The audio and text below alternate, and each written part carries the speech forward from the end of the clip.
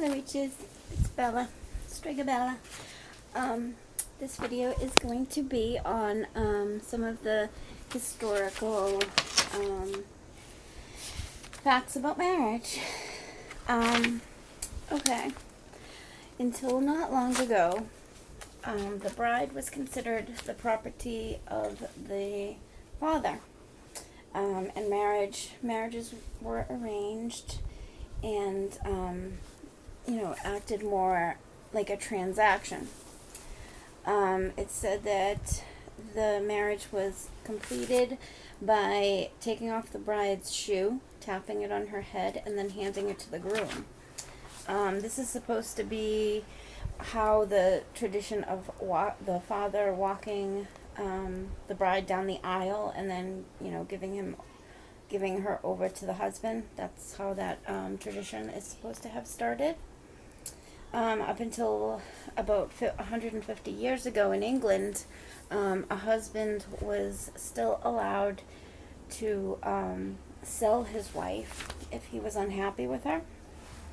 In 1832, a man named Joseph Thompson was said to have put a harness and a lead on his wife and sell her for 20 shillings and a dog after 3 years of marriage.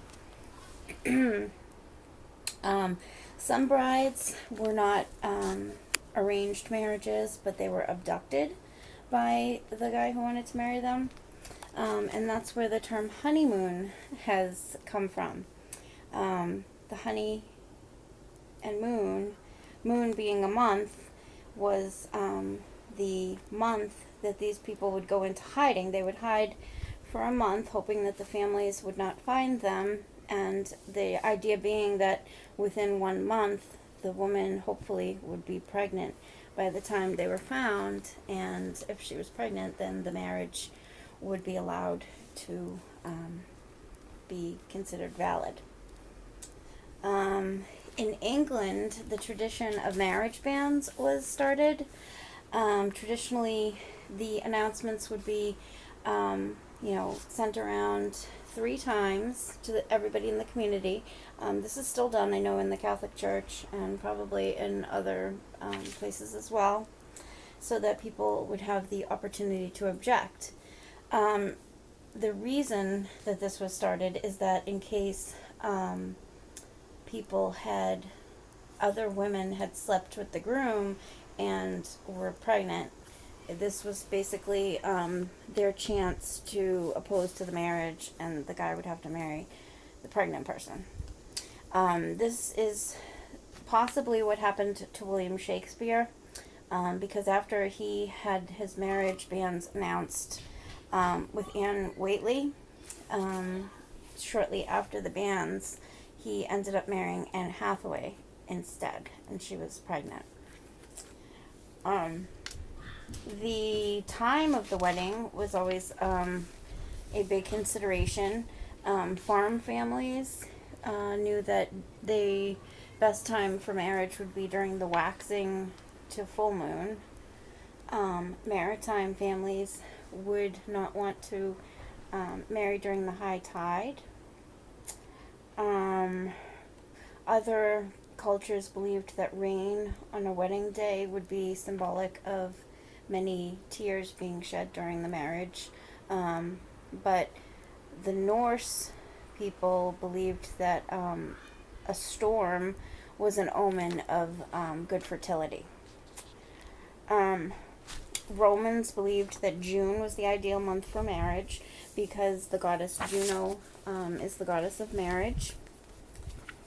The expression that we've all heard, something old, something new, something borrowed, something blue, and a sixpence in your shoe. The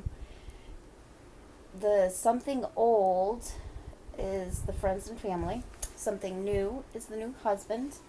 Blue is supposed to represent fertility. Something borrowed is the happiness and luck of happily married women. And the sixpence in your shoe is supposed to ensure prosperity. In the United States, the sixpence has been changed to a copper penny. which is pretty appropriate because Venus rules copper, and Venus is the goddess of love and wealth. The popular color white worn, the white gown, started with Queen Victoria in 1840. There was like a poem. Oh dear. I just spilled stuff everywhere. There was a poem that was popular, and it said, "Married in white, that you've chosen right." And so since then, white has been the popular color. In 1493, a lady by the name of Lucretia Giovanni, some weird Savorzia. But anyway, this lady, Lucretia Giovanni, had a contract stating that her wedding ring would be placed on her left hand on the finger whose veins ran to her heart. And this is how the traditional finger on our left hand, ring finger, is the finger that is now used to put on the wedding ring. Let's see. Puritans disapprove of wedding rings altogether because they believe that it's a heathen tradition, that heathens typically like circles or whatever, and that it's the devil's circle, diabolical circle. They also are not just Puritans, but a lot of people believe that diamonds on the ring are evil because it breaks the circle from being a complete circle. So it may mean that one or the other of the partner doesn't have reciprocal feelings. Knots are very popular in wedding marriage stuff. I actually have a Swedish love knot up here on my wall, right there. That Swedish love knot is something, it's supposed to bring happiness and prosperity throughout the year. I'm trying to find the poem, the marriage poem, because I wanted to read it to you guys. If I can find it. Okay. The knots, in Rome, the term tie the knot came about. Knots are very binding. We all know about the binding in magic. In the Middle Ages, couples would untie any knots that are on their clothing before they went through with the ceremony. Let's see.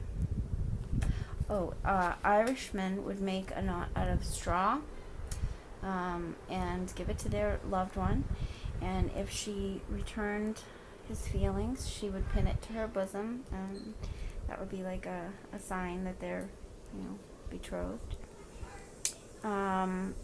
This one's kind of weird. Scottish couples would make a fur stole for the woman out of an animal that the guy caught himself, and they would take locks of each of their pubic hair.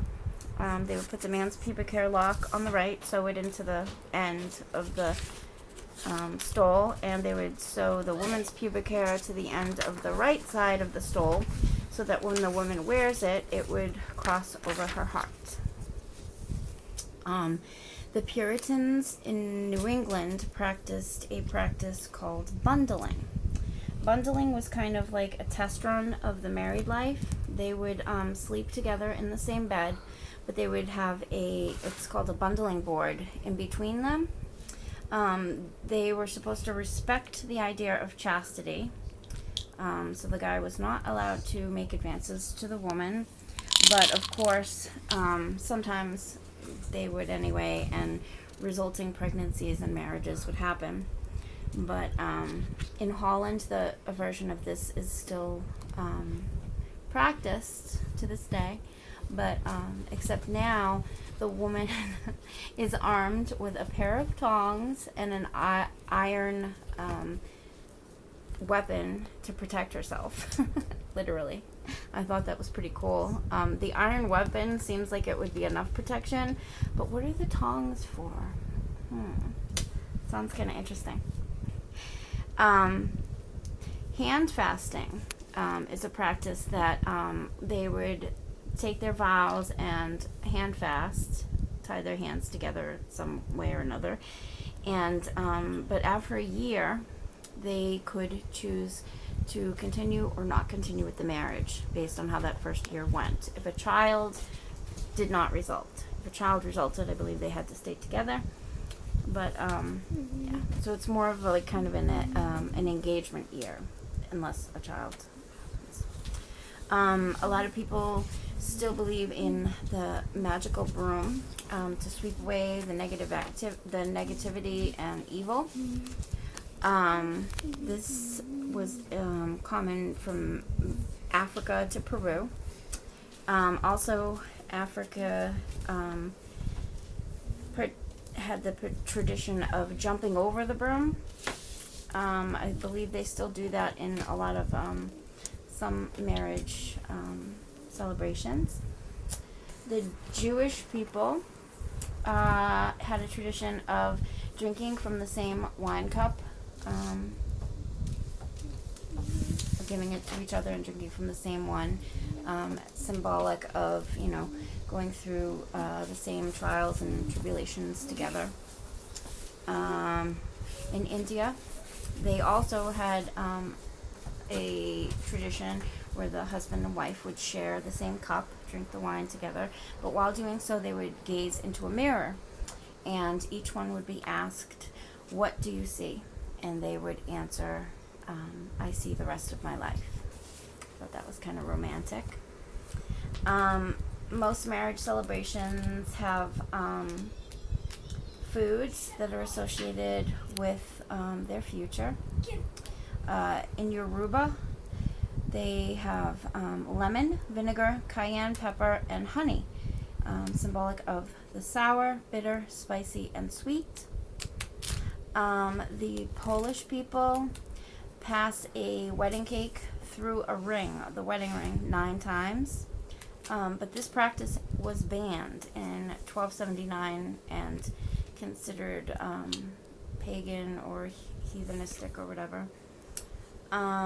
In Britain, a form of divination where the groom would break a plate over the bride's head, and depending how many pieces it broke into, it would determine how many children they would have. And the last thing I have is that the rice and fruit, which I believe we still do that, when they throw rice at the wedding, that is supposed to ensure fertility. Yeah. So, I wish I could find the poem, because I wanted to read that too. It had all the different colors, depending on what color you wore.